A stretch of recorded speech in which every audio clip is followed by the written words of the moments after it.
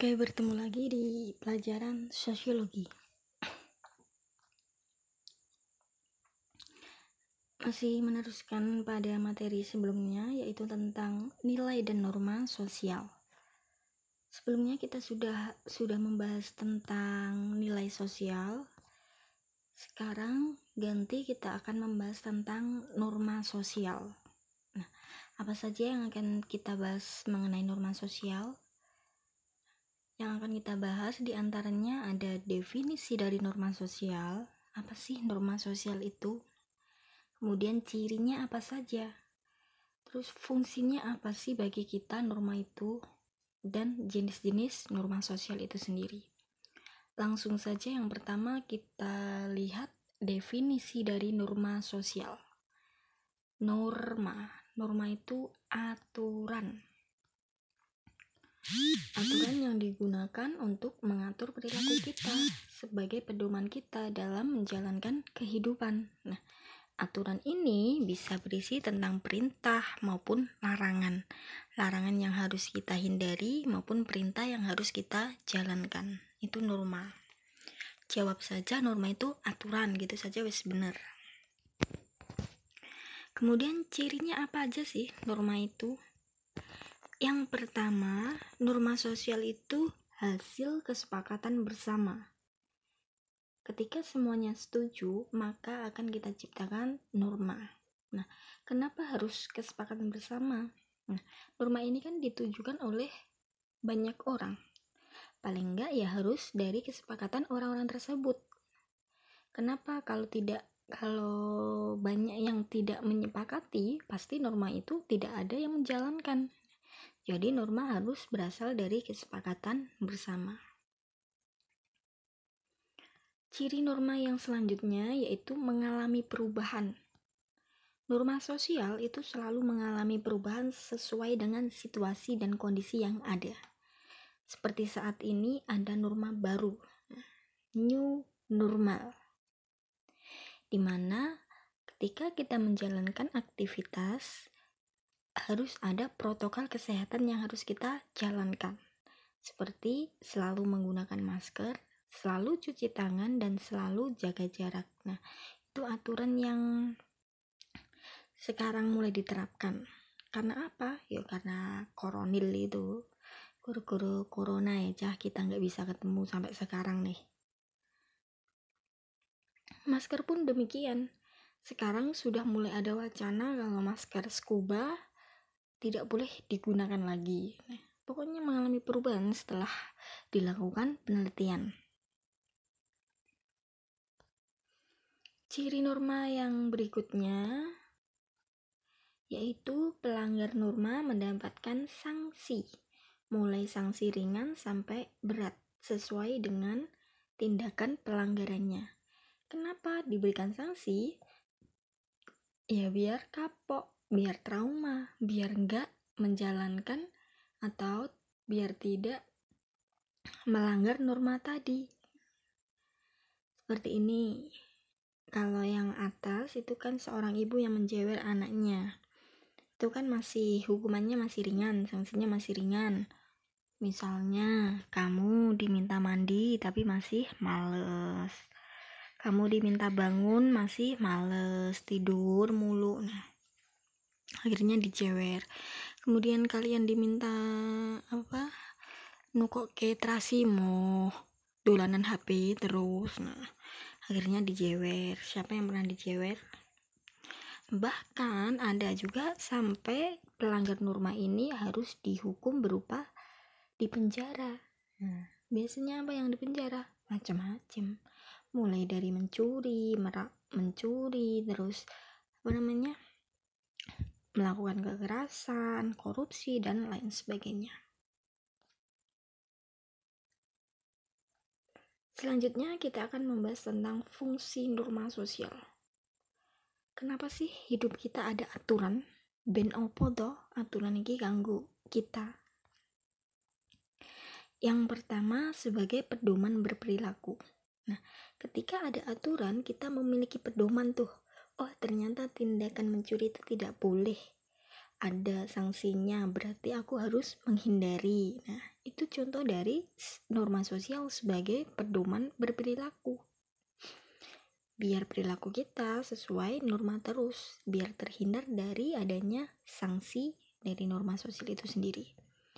Yang kedua, norma sosial ini bisa menciptakan keadilan, ketertiban, hingga kestabilan kehidupan masyarakat. Nah, bayangkan saja ketika banyak perampok, banyak pencuri, dibiarkan tidak dihukum. Nah, kira-kira kamu bakal aman gak?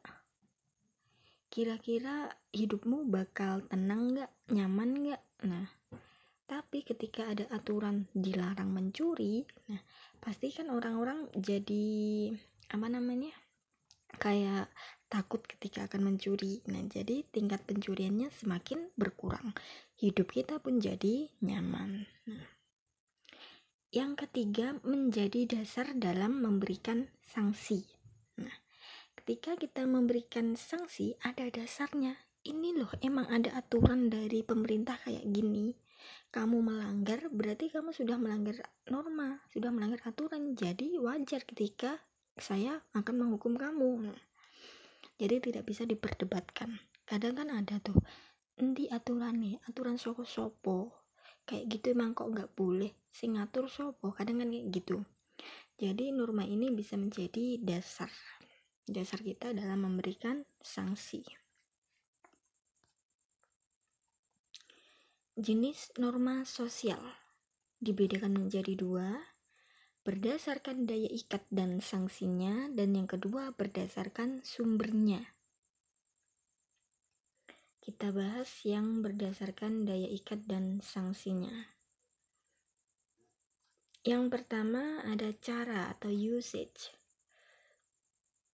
Nah, cara ini berkaitan dengan perbuatan dalam melakukan sesuatu. Nah, caramu atau perbuatan yang kamu lakukan itu benar apa salah.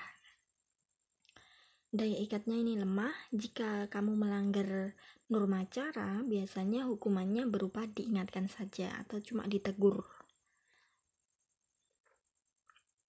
Contoh, kalau di masyarakat Indonesia khususnya, gak usah jauh-jauh, gak usah banyak deh, di sini saja di tempat kalian masing-masing. Ketika kalian makan menggunakan tangan kiri, kira-kira reaksi orang di sekitar kamu gimana? Apakah kamu dibiarkan atau mungkin dipuji? Atau mungkin kamu dicemooh? Nah, pastinya kalian akan ditegur ketika kalian makan menggunakan tangan kiri, karena kalian dianggap sebagai melanggar norma cara yang kamu gunakan itu dianggap salah, makanya ditegur. Nah, ini kalau dalam Islam ini ada hadisnya ya, larangan tentang makan dan minum dengan tangan kiri itu tidak boleh karena dianggap sebagai perbuatan setan. Yang kedua, kebiasaan fowes, tindakan yang dilakukan berulang-ulang. Daya ikat lemah, jika dilanggar akan ditegur lebih keras dibandingkan dengan norma cara.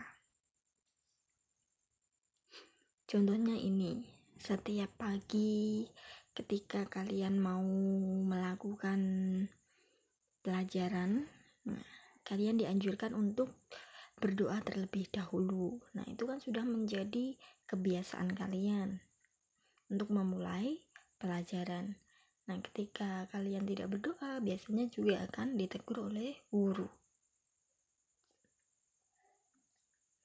Selanjutnya, tata kelakuan.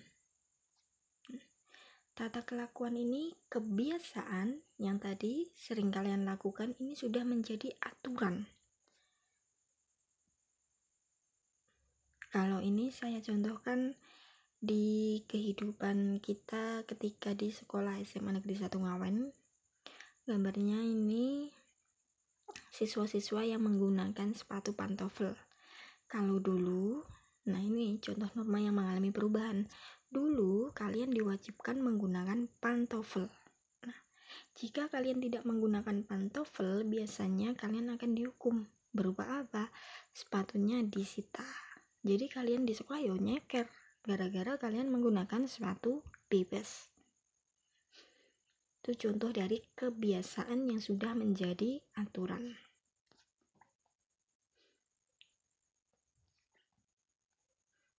Yang keempat, adat istiadat. Berarti aturannya berasal dari masyarakat adat atau secara turun-temurun. Biasanya ini agak daya ikatnya agak tinggi. Biasanya nek kamu melanggar aturan adat, itu biasanya yuk dicibir, dikucilke, bahkan kamu dikeluarkan dari kelompok masyarakatmu. Contohnya misal di desamu ada adat, kalau acara acara gotong royong. Nah, acara gotong royong kemudian kok ada yang tidak ikut. Nah, biasanya yang tidak ikut ini dicibir, dicemooh.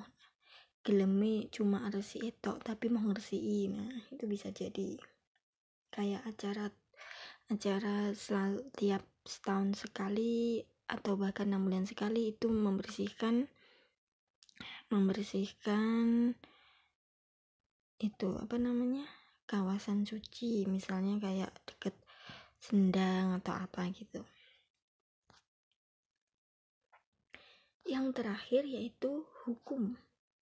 Berarti aturannya bersifat formal. Nah, ini daya ikatnya juga tinggi dan sanksinya tegas. Ketika kalian tidak memakai helm, biasanya akan didenda atau mungkin dikasih peringatan dan lain sebagainya.